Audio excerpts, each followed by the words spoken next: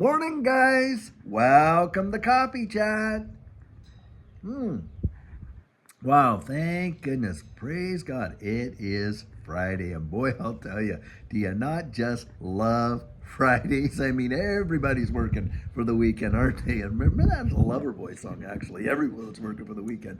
And the weekend comes, and boy, I sure hope that you get to spend your weekend with your friends and family, because during the week, we're all hustling. We're all bustling. You know, you got kids going to sports, parents going back and forth to work, all this and that. And then, of course, maybe you have Bible study or whatever you do during the week. And it's hard to even connect with people that are living right in your own home, isn't it?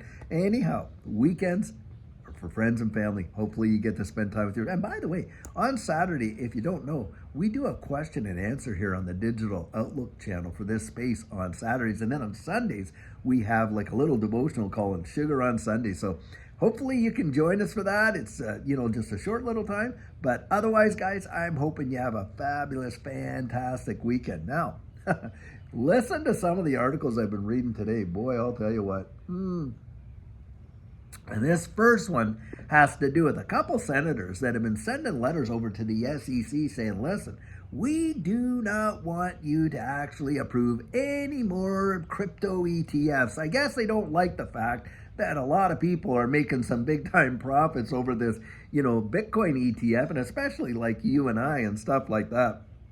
And guys, it's just an absolutely ridiculous narrative, because here they have one set of rules for them, and they certainly want to have a different set of rules for us. There is zero doubt about that. And when you think about that, they want to close off every opportunity, that you and I could potentially have to truly see our lives financially change in a major, major way. Now, this digital asset space, let me say this. In my estimation, it represents probably the single greatest opportunity for average folks to genuinely see their financial lives change, and big time, perhaps even for generations. Now, you got the SEC themselves. And Gary Gensler certainly supported this. And right now, they're trying to change something to fundamentally affect how you and I get to invest. Now, think about this. To be an accredited investor, which means that you can invest into private equity and maybe some other opportunities and things like that, you have to have, I think it's $1 million liquid. So meaning, outside of your home and this and this and this, $1 million liquid. And maybe also either it's 250 or 300,000 combined income, husband and wife or whatever, that you've had, for maybe 2 years. I think it's like that, something like that. Well, needless to say, the SEC right now is out there, and they are proposing to increase that minimum threshold to 10 million. Get that. Boy, I'll tell you what, are they really trying to hammer down the opportunity for average folks, to be able to go out and invest in some of these opportunities like, AI and, of course, like Ripple pre-IPO and all the private equity and stuff like that. This is where a lot of these big-time people, players make a lot of their money. It's in IPO, pre-IPO stuff, and they load up their bags, and then they IPO, and guess what? It gets dumped onto retail, doesn't it? Absolutely. And that's exactly what's going to go down. And here they want to increase the minimum threshold to $10 million. Now, I've often thought, well, maybe they realize that a lot of people in crypto are probably going to become millionaires or something, I guess. Or it's just the fact that, hey, number 2 million isn't as much as it was before, but boy, 10 million, 10x to that's going to make it nigh on impossible for a lot of us, you and I, to be able to go out there and to do that. It's hard enough as it is now. Goodness.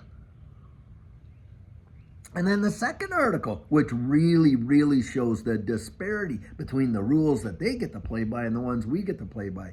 Here you got, JP Morgan out there, just enduring another fine of $348 million for doing all kinds of foolishness in the markets all over again. And for them, guys, it's like that is just a small little smidgen of the amount of money they made doing what they were doing. And it's just a cost of business to them. Now, if you and I were doing anything near what JP Morgan has done, we'd be slapped in cuffs and spend probably the rest of our natural lives in some dark cell. But these guys, nobody's charged, no criminal prosecution, no nothing. Nope, you're just going to pay $348 million fine. And we'll just add that to the billions of fines that you've already paid for fooling around and manipulating markets and doing all this kind of nefarious stuff. Now, the thing that really gets under my skin about that is there they are, they're sitting in their ivory towers, right?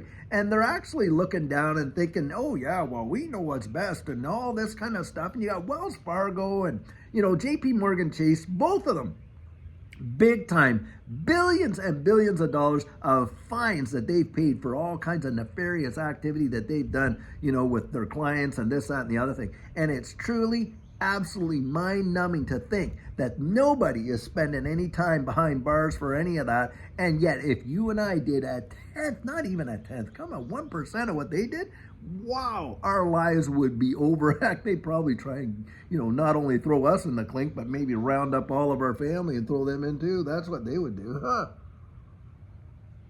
And it just shows you guys this arrogant attitude and the disparity that these people have for you and I, the rank and file. That's why we got to get them the heck out of there. Get the Elizabeth Warrens and all these people that, they've been in there so long for decades and decades and decades, and they act like they literally, can bequeath their seat in Congress to maybe a relative or somebody else and pass it on down, that they're entitled to it. They don't think that you and I are actually voting them in. And no, a lot of people don't even think our votes count, right? It's not an election, it's a selection. That's how the attitude is now.